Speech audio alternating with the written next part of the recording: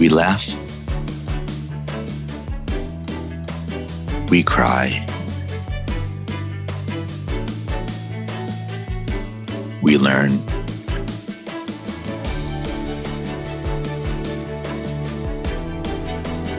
But really, what doesn't kill you makes you better at managing clients and everyone. I'm Morgan Friedman, and this is Client Horror Stories. Hey everyone, welcome to the latest episode of Client Horror Stories. Excited to have here Andrew Kemendo. We were chatting the other day. He has a great story, and I want to know how it ends. Let's jump right in. Andrew? Hey Morgan, good to see you again. Same here. Awesome. Well, if you want, I can just launch right into it and kind of go through it. My favorite podcasts are the ones that skip all the BS Absolutely. and go right to the interesting, juicy bits. So, yeah, let's just jump into it. So it's 2021, so about almost 5.5, almost 6 years ago now.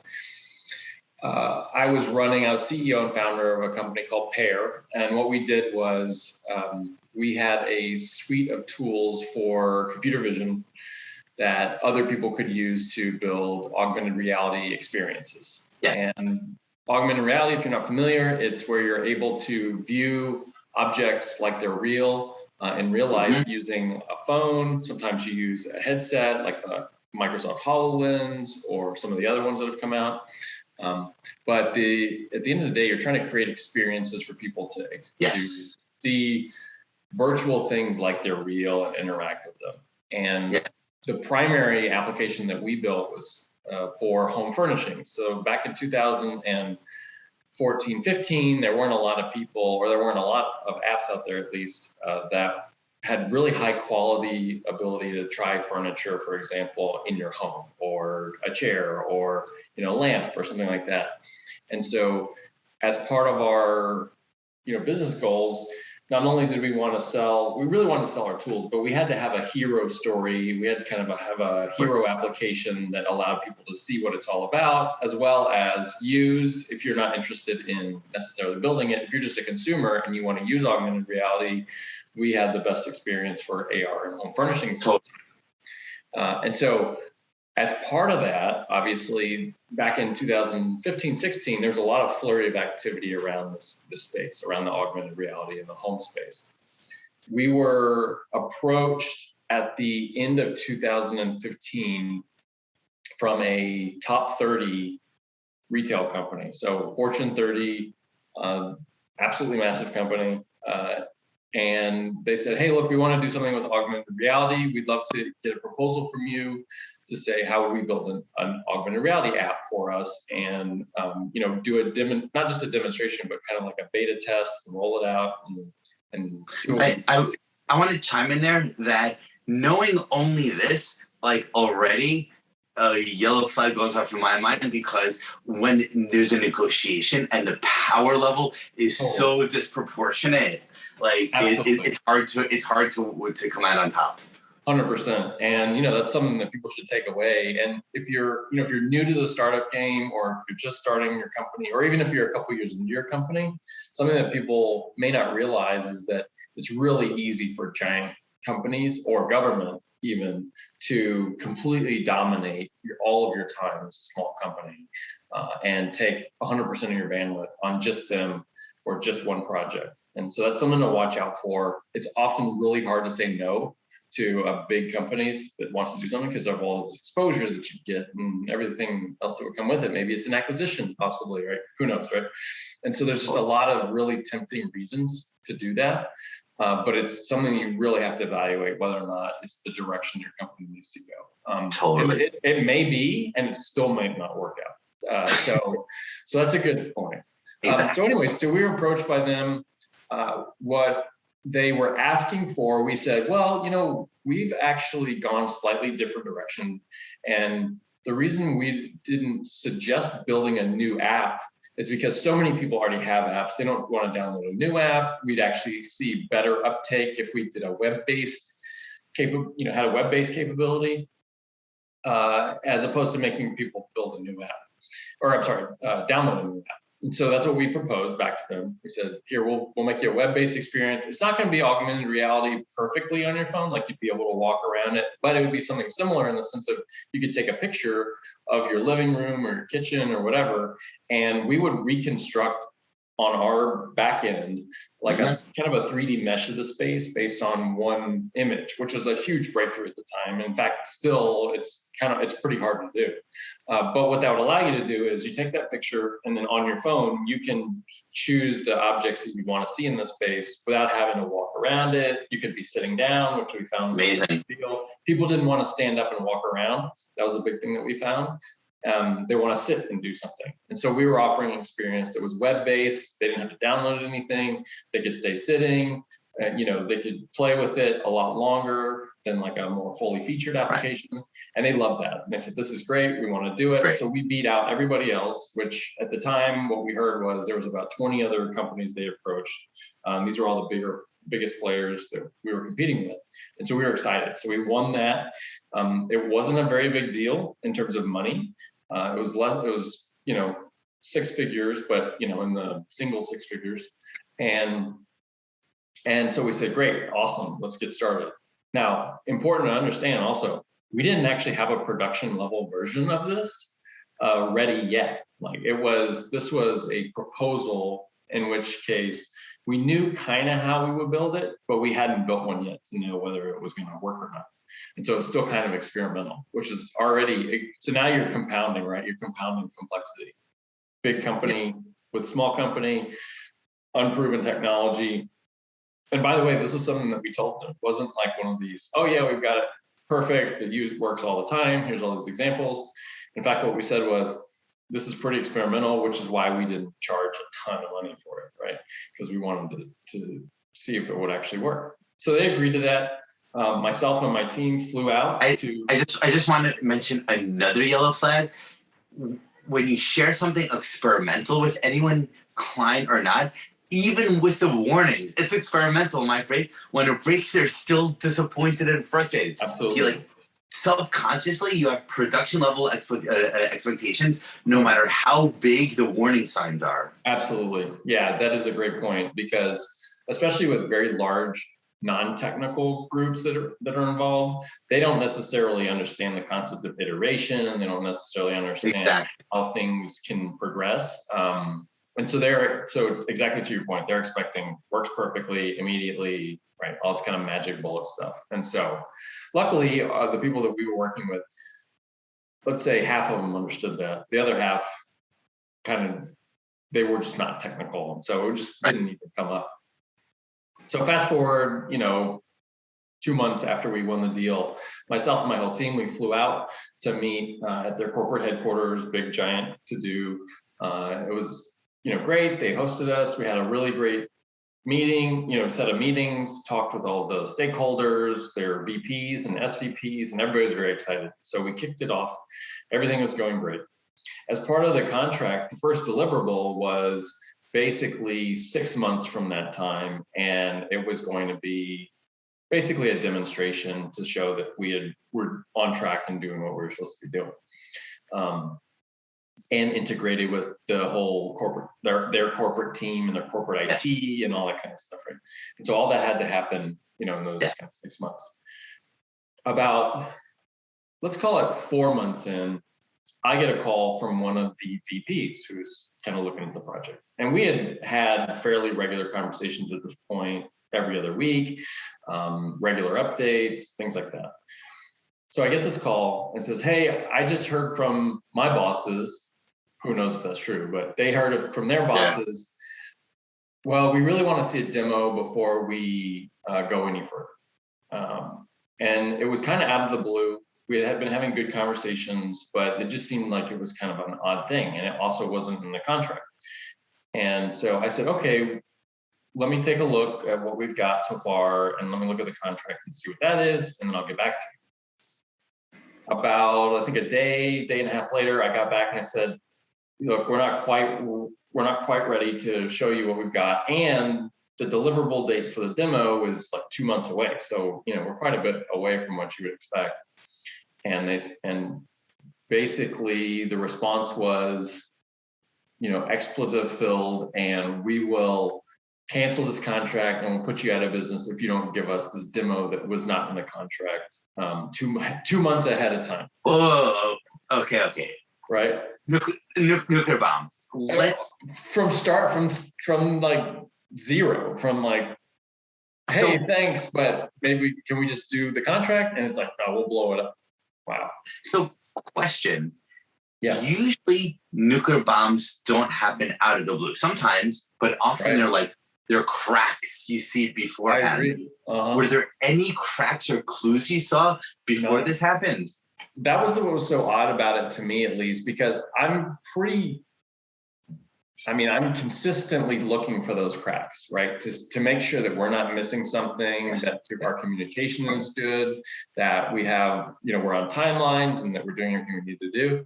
And so I think what it came down to in that case was, this is somebody who doesn't hear no often. They also don't get a lot of pushback often, and they're fairly high up in one of the largest corporations on the planet. And so they just assume that I work for them, as opposed to I'm doing a contract for them and there's contractual, arrangements to it. And I assume, and I didn't, obviously I didn't retro this with the individual, but, and actually, jumping way ahead, he loved us at the end of the day, but, so I think it was a personality thing, and maybe he didn't see it as so nuclear because they deal with this all the time. For me, this is an existential thing. He saw it as just day in the life, right? And that's another big point here for people who are small companies working with giant companies. They'll run over you like it's another day and not even think twice about it. So my final comment building on that is there's a type of person who's just gets angry as a method to get people to do things. And it actually doesn't mean he's angry. Said differently, successful bureaucrats in big companies are often good actors. And you need to act angry. So you think you can get this, you act angry. So him being expletive filled like that didn't necessarily mean he was just that angry. Maybe he thought, okay, this guy's really nice, and this is what I need to do to get Andrew and Team Pear moving fast. Yeah.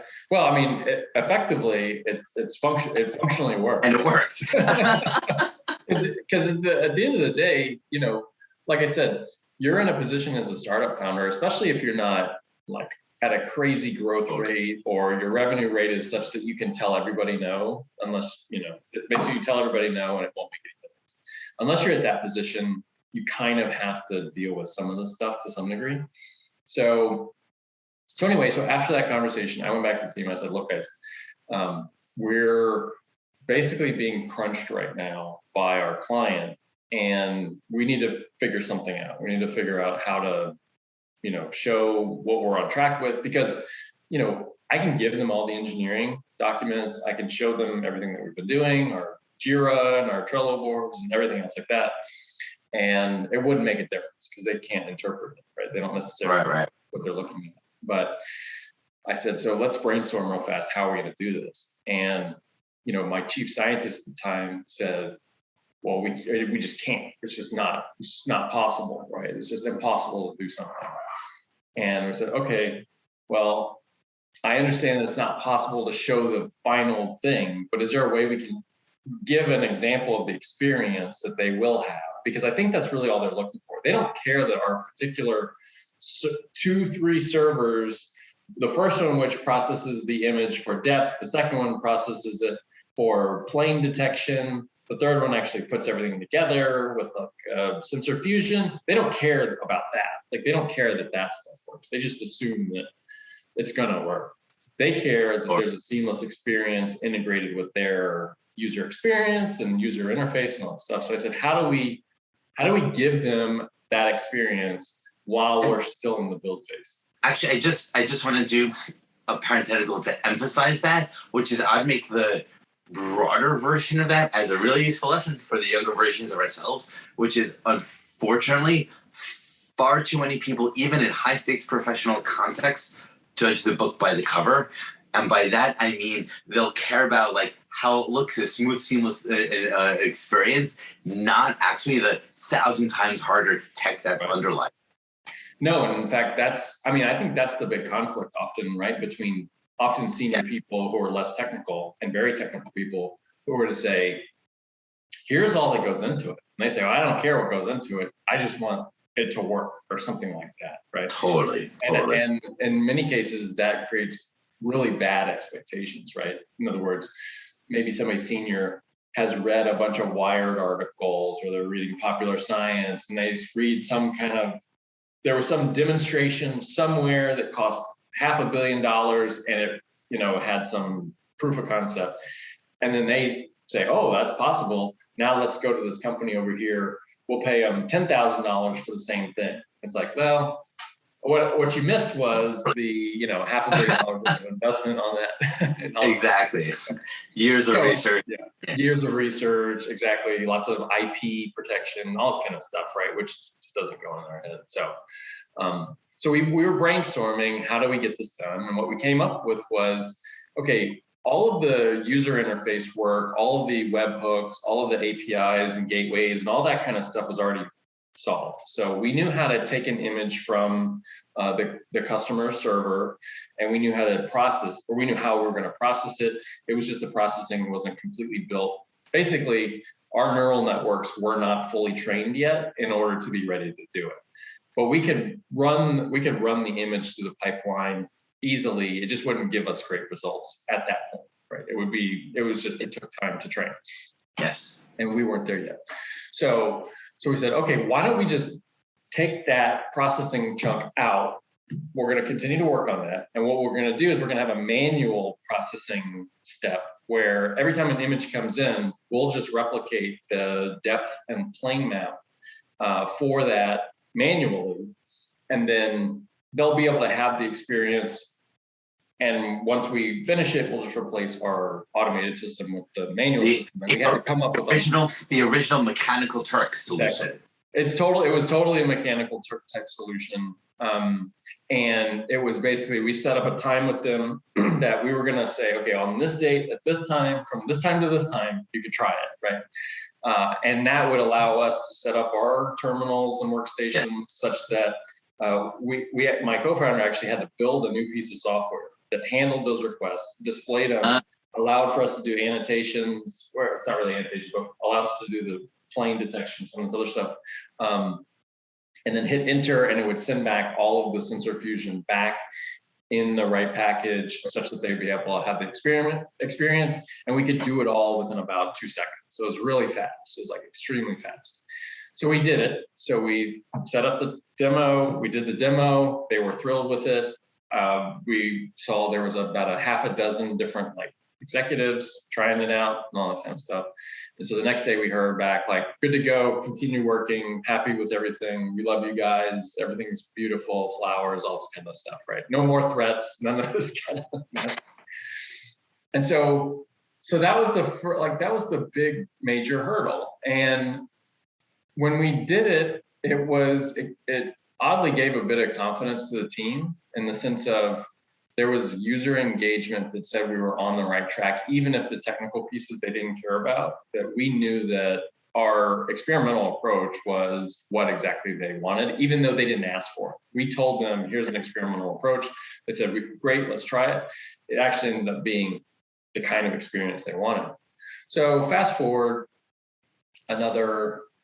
something I forgot to mention was during the first meeting when we flew out, the person who had been helping us the most and just kind of shepherding us through their corporate process was an awesome woman. I love her. I won't say her name on here, but she was fantastic. She ended up leaving the company shortly after our project.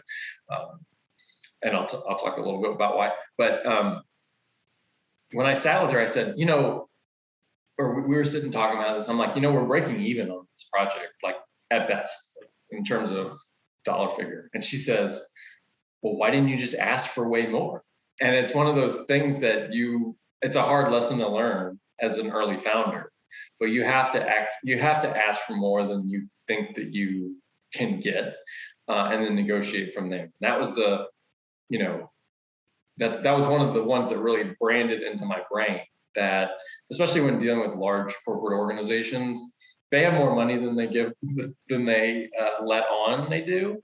Totally. And that it costs you nothing, and you really aren't risking anything to ask for more, especially if you're already part of the conversation. It's one thing if you come in with a bid and you've never talked to anybody and you don't know, there's nothing, they don't know you from the next person, to bid way high, because they'll just write you off. But if you're already in a relationship with them, then you can actually say, well, look, this is really how much it's going to take, and then go from there. But it was just an interesting thing in the sense of they're going to lowball whoever it is. It could be, pick your biggest company on the planet, Apple, right? They're going to lowball you no matter what, even if they have $1 trillion, because that's what they're supposed to do. So anyway, that was interesting. Okay, so fast forward, we do the demo, goes well, we're back on track, and I won't talk through all the other problems that were all internal, because it was really just about clients at this point. But we were able to get it all together. We shipped it. Great. We sent it off to them. They were hosting it and they were running it after we sent them our software. It went live. I don't recall the actual date, but it was like the summer of 2017, something like that. It was just before a big holiday. In fact, they were using a big holiday to push it to see what the lift metrics would be. So it was A/B tested, our version versus the standard vanilla version, A/B tested. And it ran for, I want to say, a month and a half, something like that. So consistently. After that month and a half, we all flew back out, and the numbers that we saw from the corporation were, and remember, we're talking about a massive multi-billion-dollar, top 30 giant corporation, who, if you see a lift of, 0.25% or, some tiny number, it's millions of dollars, right? Yeah. And they showed us their numbers, not our numbers, because we didn't have, here's the other thing, we had no access to know how it's doing, because it's not on our infrastructure, it's not using any of our metric systems, any of that. So we were completely reliant on them and trusting that they would tell us the truth about whether it was good or not. So when we flew out, they said, A/B tested, they saw a 1% lift in overall conversion rate from cart to sale for our technology versus basically nothing. Totally.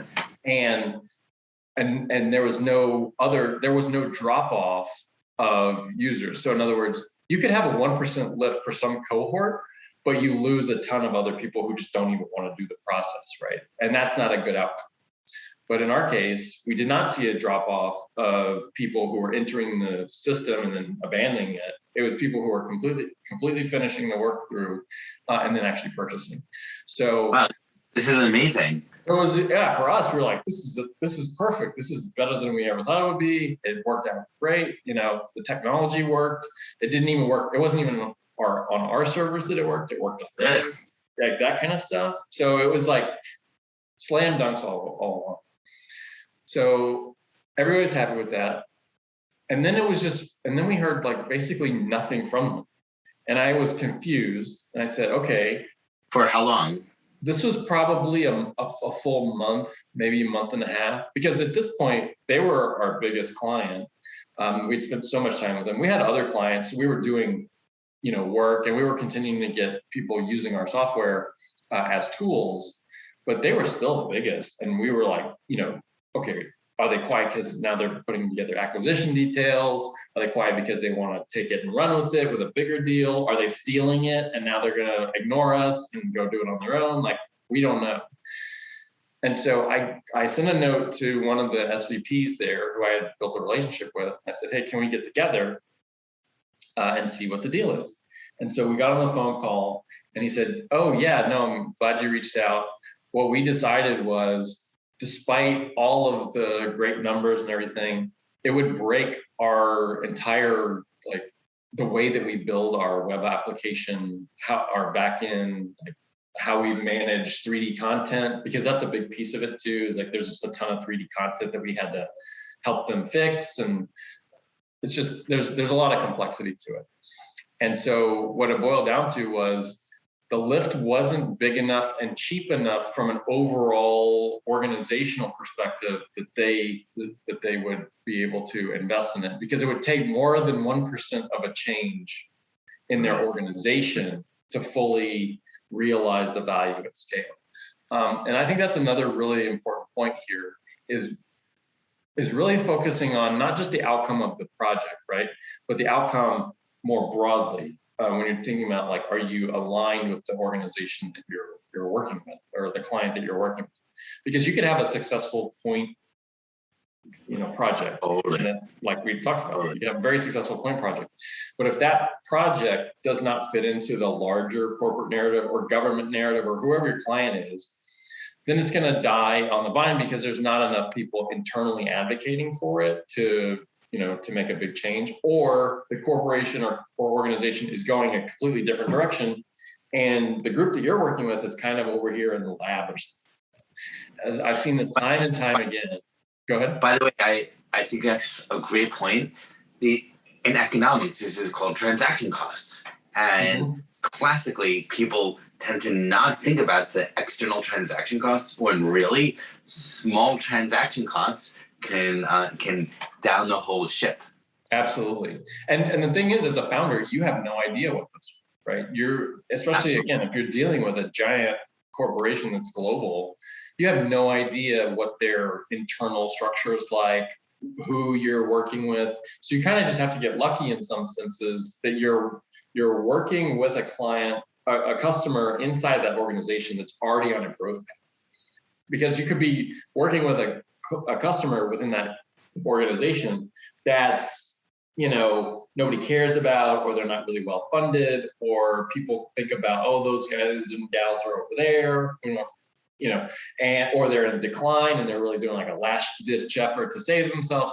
There's so many of these corporate politics, government, organizational politics, things that go on, that you as the provider, as the service provider, just have no clue about, which it should inform your calculation to an extent, in the sense of, if you put all your eggs in that basket for this large organization, that's a really high risk, right? Because it could go really, and I say high risk because I want people to think about risk versus benefit, right? Or risk and reward, right?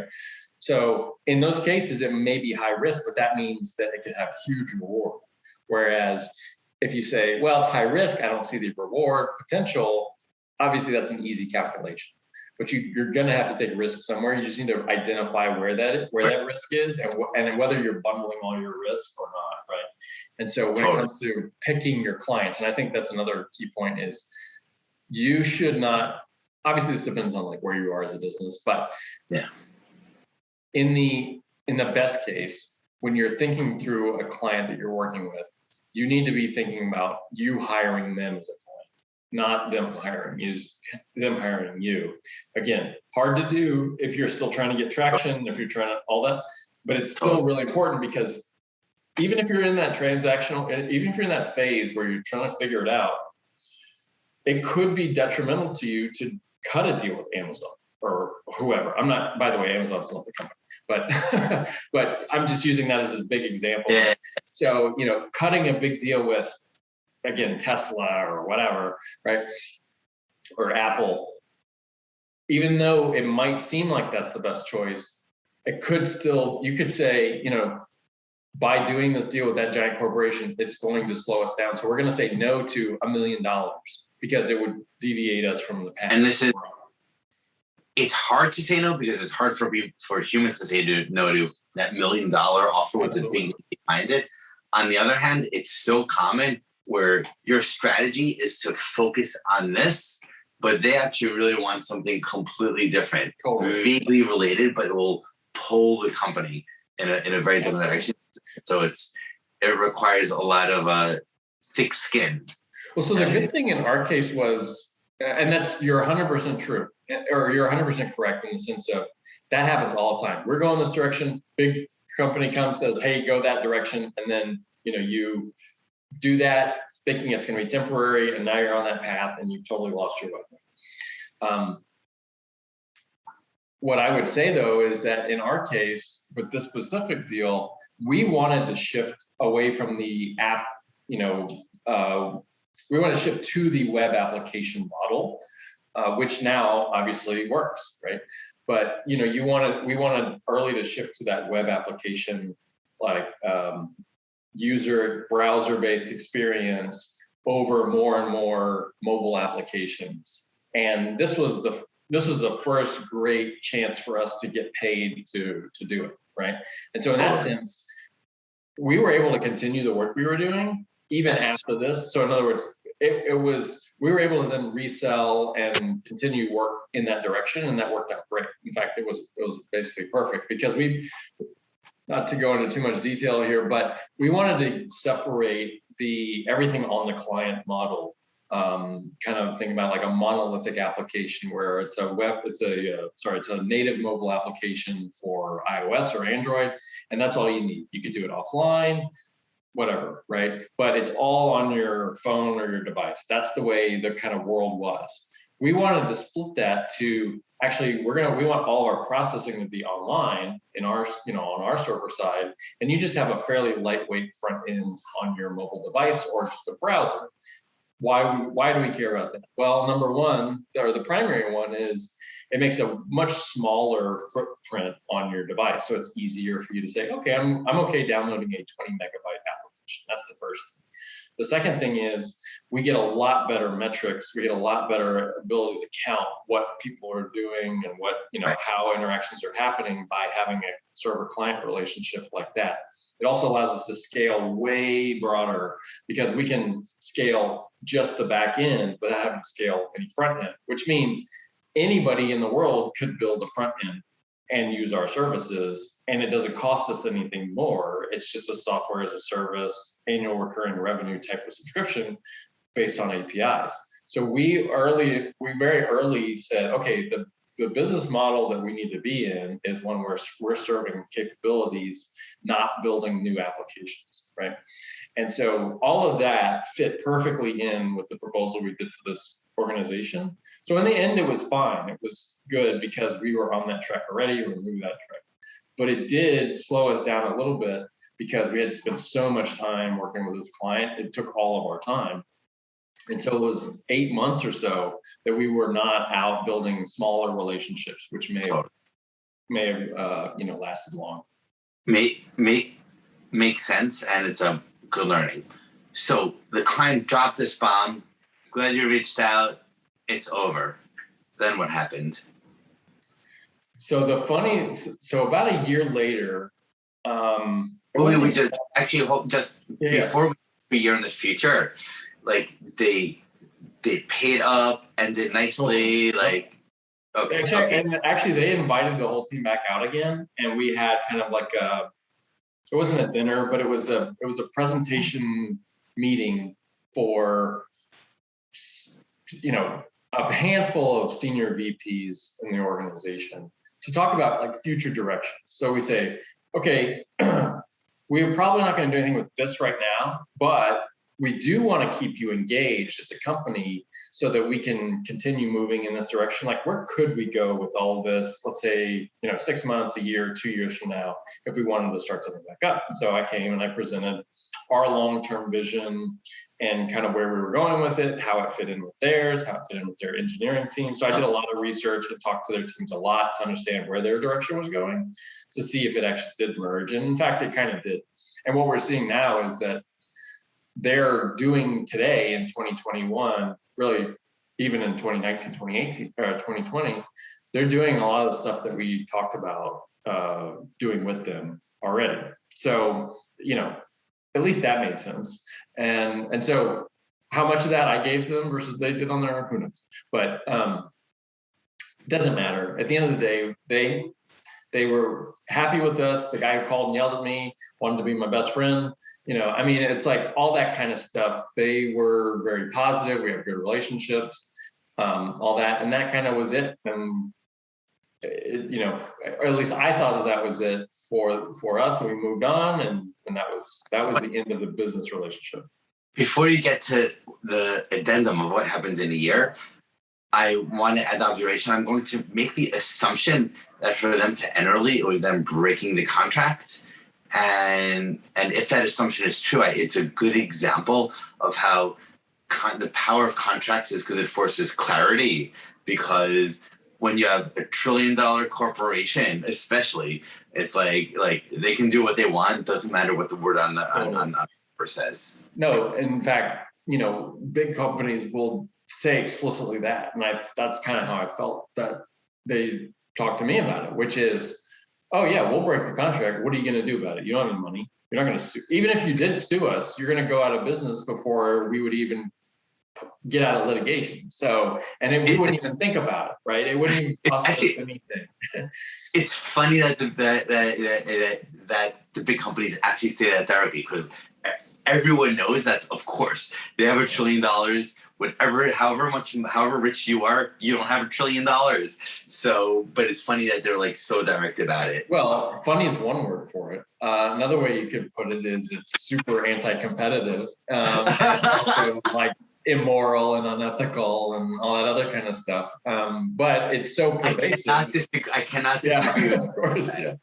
I mean, it's pervasive, and frankly, because that wasn't obviously our only interaction with a company like this. And so we had so many of those. It really did make me a little bit more cynical about, what's a level playing field, right? What is competing on technology? What is being a leader in kind of future tech? What is all that? And I'm not sure. I haven't fully worked through that myself. Part of why I'm not in startup. It actually gets to deeper issues, like what is the law? Well, there's that for sure. But it's not just what is the law. It's like, what are markets for? What are startups for? Like, I didn't join. This will sound cliche or whatever, but I didn't start my company with the intention of just making a bunch of money. I started my company because I had a scratch that I had an itch that I had to scratch for myself. And I wanted to see how many other people had that same itch, and if I could solve it for them and do it in a creative way, and build a movement, right? And help make augmented reality real, and help, make computer vision real as a real thing that you can do really interesting things with, right? And if that's not really the case anymore as a small company, that you can go into a market with a game-changing idea or a great team or any of that, and really make a big impact on it. I mean, that's a really hard thing to live with if you're a creative founder type. If you're a creative person, if you see, hey, this industry over here, or this way of doing business, or whatever it is, I think I can go and impact that. And then as you start impacting it, big players come in and they just, step on you, or they just take your stuff and they run with it themselves, or any number of things.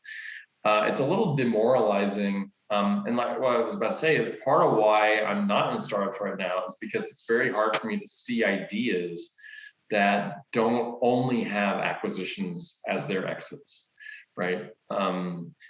Obviously, it's not 100% true, but the rate at which you as a founder are incentivized to sell to a big company because they're going to try to crush you or try to acquire you is higher than I think it's ever been. In fact, I was having this conversation with a bunch of my VCs and PE friends, and they're like, yeah, right now the market for the foreseeable future, the chances of starting a company in 2020 or 2021 and IPOing are multiples smaller than it was if you started it in 2008 or 2000 or 1995 or anything, just because the dominance of these global players just doesn't allow you to do it. Yeah, I agree with that. Aging is something else, and in these 20 years I've been in the industry, there's been a palpable change from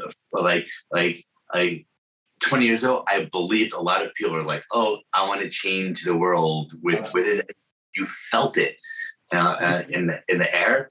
Now everyone just has a social mobile app game with coins, and it's like everyone sees. No matter how much of you say, "No, this really just helping us some sort of way," everyone sees through it. Yeah, unfortunately, yeah. There's still good folks out there, but it's just harder for them to, get all the way to the finish line, I think. And I mean, the whole experience, not just with this one client, but, with the whole ecosystem all informs that. The good thing about what I'm talking about is that's not going to deter anybody who's dead set on doing something. So, and I think that's great. Like if somebody had told me this when I was starting my company, I'd be like, that's for somebody else, right? You know what I mean? And so you still have to have it.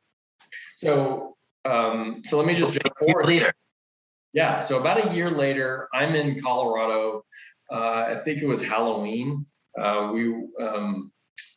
Myself and my family had gone to some kind of thing, and I get back in the car and I look on my phone, and I got a alert, or somebody sent it to me and said, corporation that we worked with is debuting a new augmented reality in the browser feature.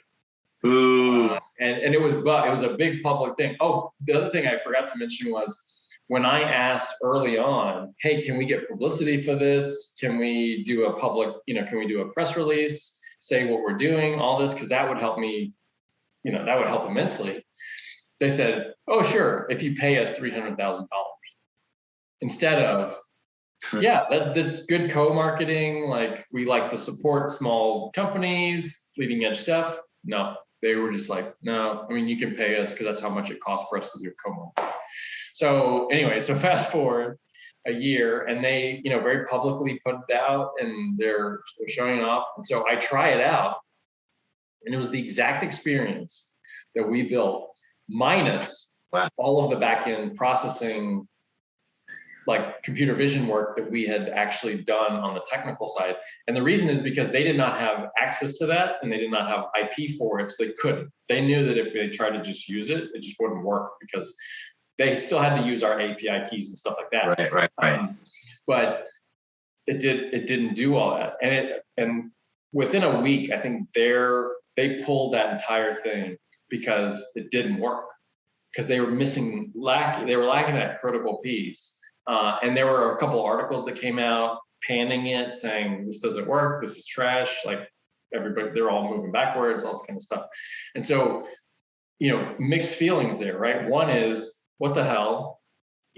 Why couldn't, we had a functional thing that actually worked, and why couldn't we just go with it?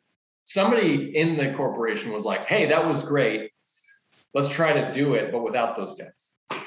And then it just didn't. It fell on its face. So you feel a little good that it fell on its face because it didn't use you. But at the same time, it's like, what the hell? We could have done so much. Wait, you feel a little good. The Schadenfreude should be huge here. You should feel great. Like that only lasts for a second. Yeah. $1 billion company that broke the contract and screwed us, tried to take our stuff and do it on their own, and they fell flat on their face publicly. Like that should like increase your own perceived value in your head, at least by some real amount. Only for a couple seconds, and then you realize that's still the power dynamic still exists, unfortunately. So that's it. I mean, that's it. There's my client horror story from computer vision, augmented reality, startup land, 2016. I like this story, especially this addendum at the end where they fall flat on their face. Question: other than the lessons that we discussed in this last almost hour, 45 minutes, are there any other less obvious or different learnings or ways in which you change as a person or processes you changed coming out of this that you want to share? I think the biggest one is try not to be in a position such that you feel like you have to say yes to organizations with such a big power dynamic difference, right? Big difference in power differential. if you look at any of the largest startups that went to IPO or whatever, they were not, it's the rare one, very, very, very rare one, where a large corporate deal that was kind of secret and experimental, or not even just experimental, but just a large corporate deal was the thing that took them to, where they needed to be. It was a series of a bunch of small deals or a bunch of smaller, more manageable ones that actually got them to the flywheel that they needed to get. And so for current founders, future founders, don't do your best to not be in a position that somebody can bring you a bag of money and it influences how you think. That's the biggest problem. And that goes for whether it's corporate or if it's venture fund. I mean, my favorite VC funding story is Sequoia. I think it's Sequoia, I want to say, and the WhatsApp team. So WhatsApp had this team of like 5 people or something, some ungodly small number. And they had an office in, I want to say, Mountain View or Palo Alto or something like that, right?